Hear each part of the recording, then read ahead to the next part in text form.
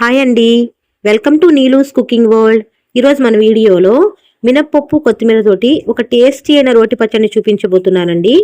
మన తెలుగు వాళ్ళకి పక్కన ఎన్ని కూరలున్నా ఒక్క రెండు ముద్దలు ఇలా రోటి పచ్చడి తింటే ఆ తృప్తే వేరు.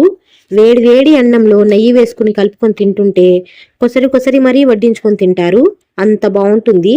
అయితే ఈ టేస్టీ అయిన రోటి పచ్చడి కోసం ముందుగా ప్యాన్లో ఒక స్పూన్ వరకు ఆయిల్ వేసుకొని ఆయిల్ కొద్దిగా వేడి అయిన తర్వాత ఒక 2 చెంచాలు మినప్పప్పు వేసి దోరగా వేయించుకోవాలి.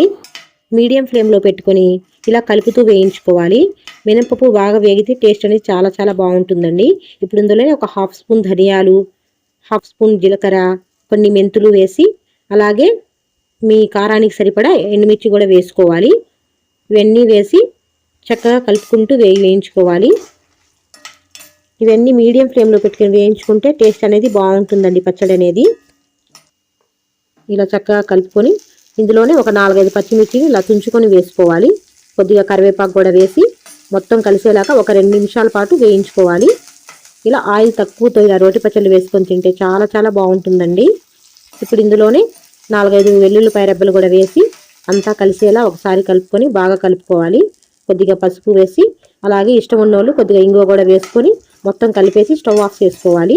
ఈలోపు చిన్న రిక్వెస్ట్ అండి, మన ఛానల్ని ఎవరైనా ఫస్ట్ టైం చూస్తున్నట్లయితే సబ్స్క్రైబ్ చేసుకుని పక్కనున్న బెల్ ఐకాన్ని క్లిక్ చేసి ఆల్ అనే ఆప్షన్ని క్లిక్ చేయండి. అప్పుడు నేను పెట్టిన ప్రతి వీడియో మీకు నోటిఫికేషన్ ద్వారా వస్తుందండి. అలాగే రెసిపీ నచ్చినట్లయితే లైక్ చేసి మీ ఫ్రెండ్స్ అండ్ ఫ్యామిలీకి షేర్ చేయడం మాత్రం మర్చిపోవద్దు. ఇప్పుడు అదే ప్యాన్లో ఇంకొక హాఫ్ స్పూన్ వరకు ఆయిల్ వేసుకొని 2 ఉల్లిపాయలు 2 టమాటాలని ఈ విధంగా కట్ చేసి వేసి కొంచెం దూరగా వేయించుకోవాలి. అందులోనే నిమ్మకాయ సదంత చింతపండు కూడా వేసి ఒక కట్ట కొత్తిమీరని శుభ్రంగా వాష్ చేసి కట్ చేసుకొని వేసుకోవాలి. ఇలా వర్షాకాలంలో కొత్తిమీర తినడం మన హెల్త్కి చాలా మంచిదండి. ఇందులో వైటమిన్ సి, ఐరన్ శాతం ఎక్కువగా ఉంటుంది. అంతేకాదు ఇమ్యూనిటీ బూస్ట్ చేసే ఎన్నో గుణాలు ఇలాంటి రోటి పచ్చళ్ళలో ఉంటాయండి. తప్పకుండా ట్రై చేయండి. ఇప్పుడు ఈ ఉల్లిపాయలు టమాటాలు చక్కగా వేగాయి కదా, తీసి పక్కన పెట్టుకోవాలి. ఇప్పుడు రోట్లో వేసుకొని పచ్చడి నూరుకుందాం. ఇందాక వేయించుకున్న పచ్చిమిర్చి, ఎండుమిర్చి, మినపప్పును వేసుకొని రోట్లో వేసి చక్కగా దంచుకోవాలండి. ఇలా మెత్తగా అయిన వరకు చక్కగా దంచుకోవాలి. ఇలా రోట్లో చేసుకుంటే చాలా చాలా టేస్టీగా ఉంటాయండి.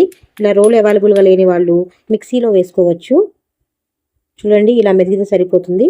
చూడండి మినపప్పు మొత్తం ఎలా మెత్తగా మెదిగిందో. ఇప్పుడు ఇందులోనే వేయించి పెట్టుకున్న టమాటాలు, ఉల్లిపాయలు కూడా వేసుకొని తగినంత ఉప్పు వేసుకొని చక్కగా దంచుకోవాలండి. ఇలా మొత్తం కలిసేలాగా చిన్నగా రుబ్బుకుంటే చాలా చాలా బాగుంటుందండి. మనం ఎంత హడావిడిగా ఉన్నా లంచ్ చేసుకోవడానికి టైం లేనప్పుడు ఇలా 10-15 నిమిషాల్లో ఇలాంటి రోటి పచ్చళ్ళు చేసుకోవచ్చండి. అన్నీ రెడీగా పెట్టుకుంటే చాలా తొందరగా అయిపోతుంది. చాలా టేస్టీగా కూడా ఉంటుందండి. తప్పకుండా ట్రై చేయండి. చూడండి ఇలా మెదిగితే సరిపోతుంది. ఈ టైంలో కొంచెం ఉప్పు అడ్జస్ట్ చేసుకొని కావాలంటే కొంచెం వేసుకోవచ్చు. ఈ విధంగా మెదిగితే చాలా చాలా బాగుంటుందండి. ఇష్టం ఉన్న వాళ్ళు కొద్దిగా ఉల్లిపాయ కూడా వేసుకోవచ్చు. ఇలా ఉల్లిపాయ అనేది వేయకుండా చేయడం వల్ల 4-5 రోజుల వరకు నిల్వ ఉంటుందండి పచ్చడి. మనం అన్నీ వేయించి చేసుకున్నాం కదా, చాలా చాలా బాగుంటుంది. ఇడ్లీలోకి, దోశలకు కూడా చాలా చాలా బాగుంటుందండి. తప్పకుండా ట్రై చేయండి. ట్రై చేసి ఎలా వచ్చిందో కమెంట్ సెక్షన్లో కమెంట్ చేయడం మాత్రం మర్చిపోవద్దు. ఇలా వేడి వేడి అన్నంలో వేసుకొని తింటే చాలా చాలా రుచిగా ఉంటుందండి. తప్పకుండా ట్రై చేయండి. అయితే వీడియో నచ్చినట్లయితే లైక్ చేసి సబ్స్క్రైబ్ చేసుకోవడం మాత్రం మర్చిపోవద్దు. మీ ఫ్రెండ్స్ ఎవరు ఏమైనా యూజ్ అవుతుంది అనుకుంటే షేర్ చేయండి. Thanks for watching.